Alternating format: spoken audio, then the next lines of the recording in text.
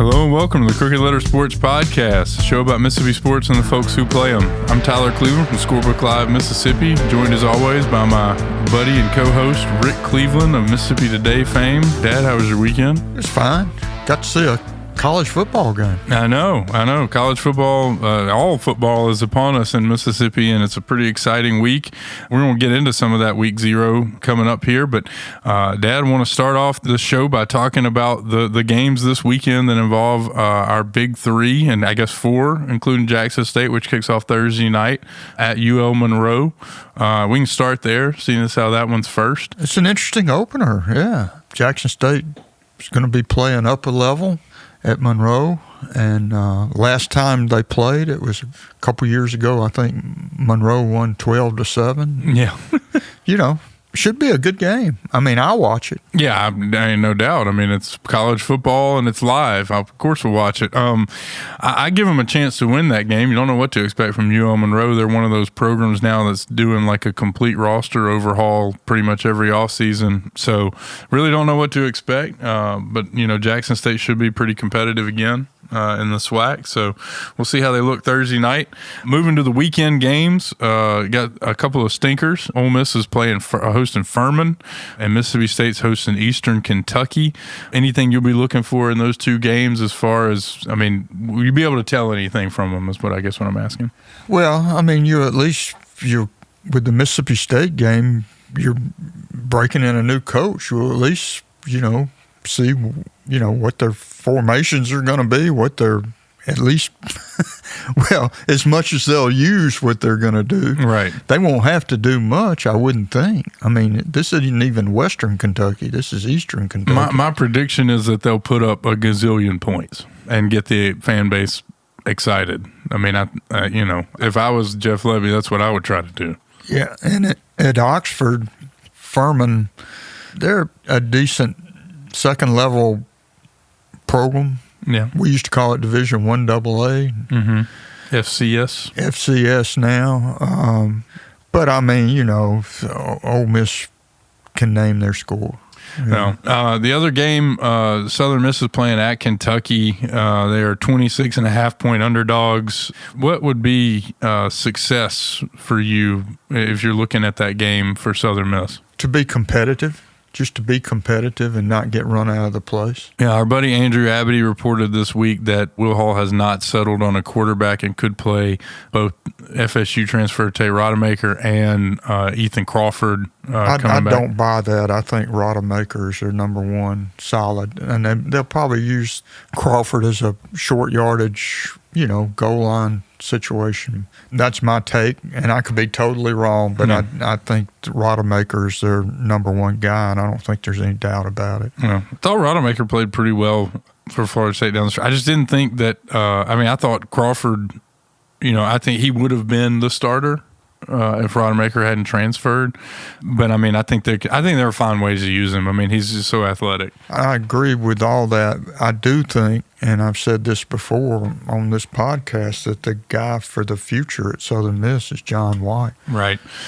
Just a freshman from MRA. Give him a little bit of time to develop. But if things go the way they did last year, we'll see him by week 2.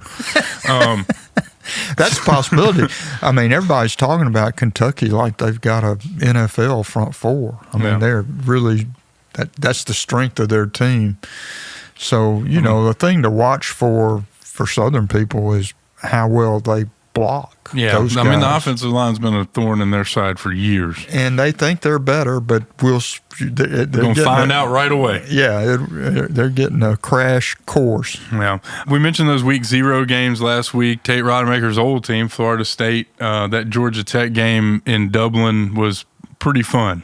Great game. It was a great way to kick off the college football season. I thought it was terrific. And I can't say I was disappointed with the outcome either. You got Florida State that's basically saying we're too good for the ACC, we want out.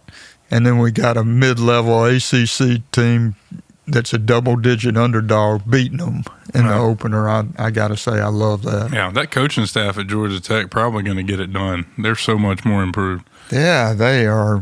They're really good. The quarterback's good. The defense, they hit like crazy. Yeah. I was really impressed with Georgia Tech, and I also it was just fun to watch a really good college football game. Yeah, and I can't pronounce his name, the Florida State quarterback that they picked over Rodemaker, the Ugalele or whatever. Yeah. I mean, you look at the guy and you're like, all right, he's built like a linebacker. He runs like a deer. Your prototypical quarterback. Steve McNair looking. The problem is you have to throw forward passes, and he struggled a little bit with that. So it's always fun to pick on Florida State, especially after last year. But I thought that was a fantastic way to kick off the college football season. Absolutely. Looking at some other big games around, Georgia's playing Clemson this weekend, just right out of the gate, the Kirby Smart, Dabo Swinney. But I saw a report this morning that the Florida transfer that was going to start at running back for Georgia is not available this weekend, which means Germantown High School's own Branson Robinson is probably going to start for Georgia this weekend, and I would hate to be a Clemson linebacker. Well, they may never get him out of the lineup if he stays healthy, because that guy is he looks freak. I know. I mean, the pictures coming out of camp were pretty ridiculous. Just the pictures of him with his shirt off. I mean, I wouldn't want to try to tackle him. He looks like a supersized Walter Payton is what he looks like, upper body wise. I mean, it's just, as the old saying goes, you could strike a match on him. Yeah, well, he missed all last season with an injury after playing a good bit as a freshman. So excited to see what he can do. I mean, hopefully he'll take this job and run with it, because I think he's an incredible player, and I hope he does well this weekend. Dad, we got some big high school games on deck. Starting Friday night, we've got some world beaters right out of the gate. Those week one games are always fun because you get the cross class, rivalry type games. Starting at the top, we've got Brandon at Picayune, which is apropos since we've got Brandon coach Sam Williams going to join us on today's show to talk about high school football in Mississippi and their opening game at Picayune. Madison Central at Ocean Springs right out of the gate. Grenada at Oak Grove, two teams that played for a state title last year. Of course, Oak Grove won it in 7A. And then the big bad is Louisville at West Point. Right out of the gate. West Point's got a new coach. Louisville has the same coach, which is bad news for West Point, and the same defense. But in the old days, I totally would have driven up there and covered that game in an hour and 15 minutes. Yeah, you know what? Those are not only two traditionally terrific high school football programs, but two towns, two little cities that care so much about high school football. Yeah. I mean, it'll be a great atmosphere and a great game, and hell, I may go up there. Well, there's a good little rivalry brewing between those two. If you follow any of the chatter online, there's a lot of, let's just say, trash talk between the two fan bases, and it just kind of gets bigger every year. And, last year at Louisville, they played, and there wasn't there wasn't a spot to stand. So I can only imagine what it'll be like this year. Those Louisville folks will travel up to West Point for that. Dad, I've been doing, as part of a Schoolbook Live's national coverage, I've been doing a lot of these big kickoff classic games, watching them online, doing live scoring, all kind of stuff. Let me just tell you, there are some really good teams in Alabama and Georgia. And Florida. Yeah. I've watched a lot, and man, it has really kind of opened my eyes up a little bit, and it made me appreciate some of the stories we've done over the past couple of years about, these great Oak Grove and Starkville teams, and that Greenville Christian story from 2 years ago. I mean, because they had, 22 FBS guys or college signees. You watch these teams in some of the other states that have 20 or so. My goodness. Yeah, but Tyler, I'm always contented. I think teams like Brandon and Madison Central and Starkville and Oak Grove, they'd hold their own with those teams.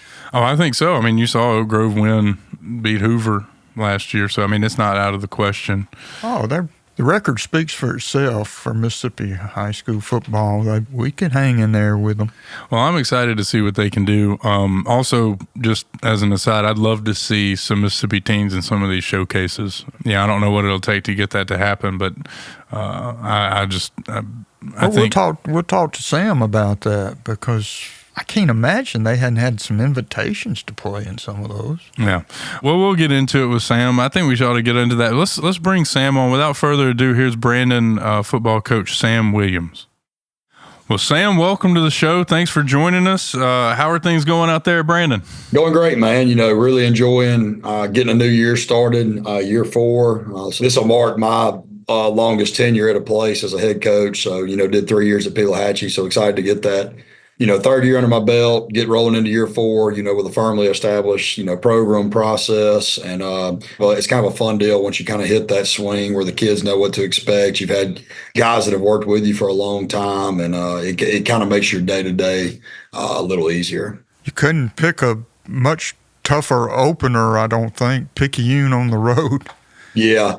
You look at it right now, and, the way we set up is you go West Point first in the scrimmage game, who, perennially is one of the toughest teams in the state. That's what they pride themselves on. And then you turn around and go to Picayune, who's the same way, just a super tough opponent, hard-nosed, really well coached. But I love that because, we're going to play some guys that, scheme-wise may be, quote-unquote, a little more sophisticated, may give you a couple of different looks. But, at the end of the day, you can walk out of Picayune on Friday night and you can know how physical a football team you have when you play West Point and Picayune back-to-back, because I don't know if there's anybody in the state that's going to play a more physical stretch than that. Yeah, some huge games in week 1 in Mississippi high school football, which is, it's a great way to kick off the season. When you're scheduling these type games, is that what's going through your mind? You want to face the most physical opponent you can right out of the gate? Yeah, I think you want to hit a number of different styles, right? So, it's not just going out there and finding, a big program or proximity, that goes into it. But at the end of the day is, I love the way our schedule sets up now, where it used to be you would have like 3 games, 2 games in an off week. Now you got 5. Can you look at every one of those teams that you play in non-conference, and do they present a different challenge? You know what I mean? So you look at ours, I think every opponent we play is just a little bit different offensively and defensively, but you're able to come out of those games and, find out what worked, find out what didn't work. And eventually you can put that back into practice whenever you go play a similar opponent in district play. Well, that district schedule doesn't ever seem to get any easier. Can you give me kind of your lay of the land there in Region 3? I know we got some heavy hitters along with you guys. And then can you talk a little bit about this budding rivalry you guys have got with Oak Grove that just seems to grow every year? Yeah, I think it's from the coaches and players perspective, I think it's a mutual respect kind of thing. We both know that we're in the midst of a really great stretch of talent at both schools. Both teams are really well coached, and we've just played some great games. If you can't, win-loss, if you can't walk off the field and walk across and shake a man's hand when you know that you've been in a proper fight like we have the last couple of times, it's been blow for blow. Then you don't really enjoy the game of football. So yeah, a lot of respect for those guys. I think that Oak Grove and Brandon right now are the undisputed top 2 teams because of the previous results. But it's a new year. You look at the next tier. You kind of look at the Pearl and Northwest Rankin, who have kind of been right there, kind of jockeying for some spots. Pearl's, unfortunately, Jack got hurt. He's a great player, a great quarterback, but they've got a ready-made team. They kind of thought, and I thought that, they would kind of be a dark horse in our region to be able to knock Oak Grove, Brandon off on any given night. Coach Cooper's done a great job at Northwest Rankin of building that program up. They've got some high-end talent, some D1 type guys. Deshaun Dillon, is top 20 in the country in his class. And then, you go on to Petal and Meridian, and I think both of those programs, it's just kind of some unknown, right? New coaches. Coach Bowles obviously has had a ton of success in this state, and then Coach Gandy coming into Meridian, replacing Coach Bowles, and replacing one of the best football players in the state last year in Daniel Hill. So it'll be an interesting year. It'll be a lot of jockeying for position, but the most important thing when you look at it, we've won the last 3 district championships. That's kind of one of a goal of ours is to keep doing that, but you got to finish top 2 in your region. That's just when you think about that, that's the important thing is you want to be hosting playoff games when it gets cold. Sam, you lost a pretty good running back too, but Tyler keeps telling me about this young guy that you got. Tyson, tell me about him. Yeah. So it's kind of a changing of the guard at Brandon, right? You lose Nate Blunt and Landon Barnes, who, I felt like they played here for 5 years and I was only here for 3, but those kids just did so much for this program. They were great ambassadors, great leaders. for Brandon High School and for Brandon Bulldog football. But, we changed the guard now, and, the first snap against Picayune, we're going to have two sophomores standing in a familiar spot, just like we did 3 years ago with Landon and Nate. And you'll have Slade Shack and Tyson Robinson.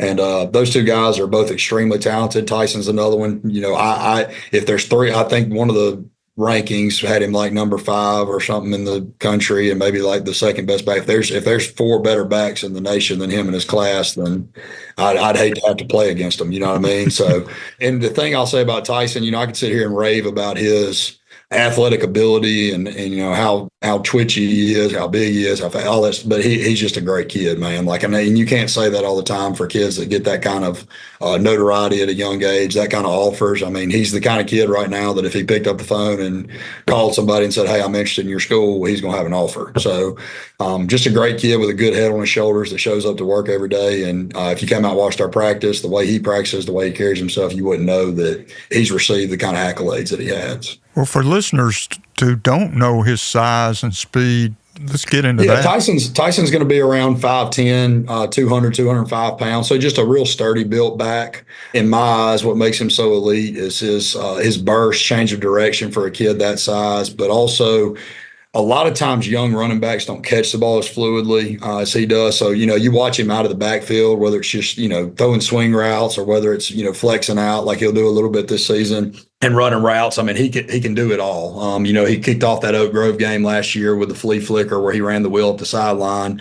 And he's just kind of a complete back. I mean, obviously he's got stuff he can work on. He knows that, but it's just very rare to see a kid that is that polished at that age. And I'll say one final thing on him that kind of goes into, his size, speed, and all that is his knowledge of the game. His dad did a phenomenal job bringing him up. His dad coaches youth football, does a lot of things around football. And Talbot just did a great job of, instilling hard work and some knowledge, general knowledge of the game into him before he became a middle school and high school football player. Yeah. Well, let's talk about Sladen. I think I wrote this last week, in a piece we did on quarterbacks to watch in Mississippi. I mean, I don't want to put too much pressure on a sophomore, like you said, but I mean, how he plays could determine, what happens in the South and everything else. I mean, he's replacing Landon, who you had, like you said, you had him for 3 years, an incredible leader on the field. How do they kind of compare, and what is it maybe that Sladen brings to the table, that you didn't have with Landon and vice versa? Yeah, well, I think the cool thing for us quarterback wise, and I can say this honestly because I've never had this situation, but we've done a good job of building depth because we have 2 kids that would start for just about every 7A football program at quarterback. So early on in the year, we're going to kind of use that. Senior Jacob Chancellor has been a guy that's always been behind Landon. He's always been a guy that, when he goes in, statistically, he plays great. Probably one of the smartest quarterbacks I've ever coached. Just always seems to put us in the right spots. And he looks like a college quarterback. I mean, Jake's close to 6'3", probably 210 pounds. So we feel really good about his ability to play and mentor Sladen. And I'm hoping that between the two of them, we create one great quarterback. But when you look at Shaq, it's hard to find a lot of physical flaws in him. He has all the arm talent. He's a little better athlete than Landon was. He'll be mad when he listens to the podcast. But top end speed wise, he's just a little more fluid there, and he's built very sturdy. He's a good looking kid for a sophomore. He's very hard on himself. That's one of the things that we're working with him right now. He's a perfectionist. He's always wanting to be perfect every day in practice, but quarterback's an imperfect position where you've got to learn that defenses are sophisticated. You're going to make mistakes. You got to be able to flush those, and you got to be able to move on and lead your team. But I'm excited about both of those guys. Shaq's going to go out there and be our starter, but it's going to be very similar. I kind of sought out Chris Cutcliffe on this one, and when he played a little bit of a 2 quarterback system and had a lot of success with it 2 years ago. So we're going to kind of instill some of those principles and try to make sure that we keep Jacob Chancellor involved, because it doesn't have to all be on Shaq right now as a sophomore, and that's a great place to be as a program. He's got another guy that can be beside him and can pick him up when maybe he's not having the best game. Well, I'll say this about Landon. I've never seen anybody, as tough as nails and as competitive as anyone I've ever met. Yeah. He'd have to have something falling off of him to come out of the game. I don't know that he ever missed a snap that he was supposed to be in. That joker was tough as nails, and He played, I think, two of the championship games that we played in, both of them, he was banged up, and you would have never known unless you knew, you know what I mean? So, yeah. Absolutely. Well, Sam, we really appreciate you coming in, man. I think that's all I got for you. Do you, any other reasons you're excited about this team?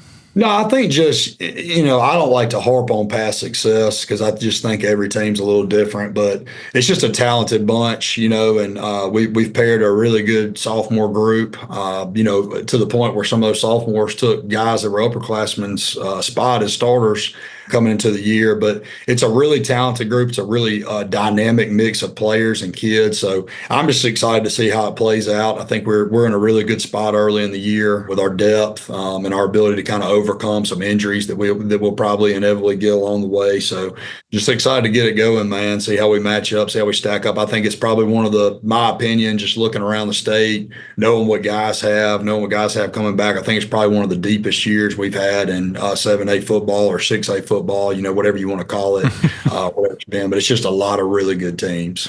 Yeah, I'm going to tell on you a little bit. I texted you a couple weeks ago and told you guys are going to be preseason #1 when I was doing the rankings for Mississippi. And you want to tell the listeners what you texted back? Don't do it. Is there a reason you don't want you just don't want to play with a bullseye? I mean, I think we've kind of gotten accustomed to it. Last 2 years we've got a lot of preseason hype, and we've matched that. I know we started slow. We started slow last year. We did the same thing my first year here, but I don't really know that it matters. I think we have a lot of sophomores on our team that are playing big roles. Sometimes they can go, they can get distracted by that. But I think we've got enough older guys that have been there before and know what it looks like that we've kind of put that in perspective. I always tell them that, hey, when you're a preseason #1, when you've got those preseason expectations, it should just be validation that you're playing in a great program because people think highly of you and people believe in you. And we're going to keep playing week by week. And, the one thing that we're going to do eventually, and we'll figure it out, whether it's this year or down the road, we got to win a championship. You know what I mean? And that's it'll be the overarching theme. It'll be the thing that no matter how successful we are, if we don't win one, then people say we came up short. And I think the kids in the room understand that, but that can't be your ultimate focus. You got to hit those landmarks along the way, and you got to make sure that you're always climbing that mountain. Awesome. Sam, thanks for joining us, buddy. Good luck this weekend and throughout the season. Hope you guys can stay healthy and hopefully see you at another South State championship. Yeah, that's right. All right, Rick, I appreciate y'all, man. Thank you for having me. Take care.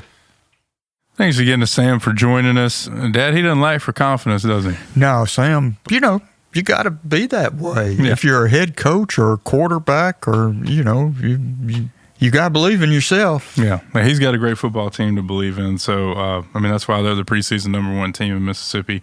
But really grateful for him. It's a busy week for him. So to get on is it's a big deal. Dad, anything else you're looking forward to this weekend? Well, I'm a baseball fan, and I'm watching the Braves Twins series this week. The Matt Wallner series. Well, I got to know him a little bit when he played at Southern Miss, a kid that came all the way from Forest Park, Minnesota to play at Southern Miss. And, man, since he's come up this last time for the Twins, he's hitting .307 with an OPS of 1,100. I mean, it seems like every game he has a big hit or throws somebody out on the bases. Oh, we're recording this on Tuesday morning. That game last night, Monday night. He had a homered single off of Freed. Well, and here's the thing. They hadn't been playing him against left-handed pitchers, so they decided to put him in the lineup against one of the best in baseball. He singles, and then later on the Braves bring in Dylan Lee, a really good left-handed reliever, and he hits a home run off him. I think he's about to become the everyday cleanup hitter for the Twins, and he should. Yeah, well, we would probably hear more about him if he was playing for a bigger market team. I know the Twins are good, but they just haven't, if he played for the Dodgers, we'd be hearing about him all the time. Well, he hits home runs like Ohtani does. I mean, he hits some towering shots. He hits them 450 feet with an exit speed of 116 miles an hour. I mean, he's a big old boy. He hits homers like I hit drives. As my daddy would say, he really fills up the batter's box. Well, we hope for more success for him, just not against the Braves if at all possible, who are only, by the way, they're in the wild card. They're 6 games back of the Phillies. They're 7-3 in their last 10. They're in it. Yeah, but I think they're like 2 games ahead of the Mets for that 3rd spot in the wild card. So they're in it, but they're not in it solid. As long as your main competition is the Mets, you ought to be all right. Well, they are known for the late season swoons. Well, let's hope for another one. That's all we've got this week. Thanks, everybody, for tuning in. Make sure you keep up with all of Rick's latest writings over on Mississippi Today and check scorebooklive.com/Mississippi for all the latest in high school football and sports in Mississippi. Thanks, everybody, again. We'll talk to you next week.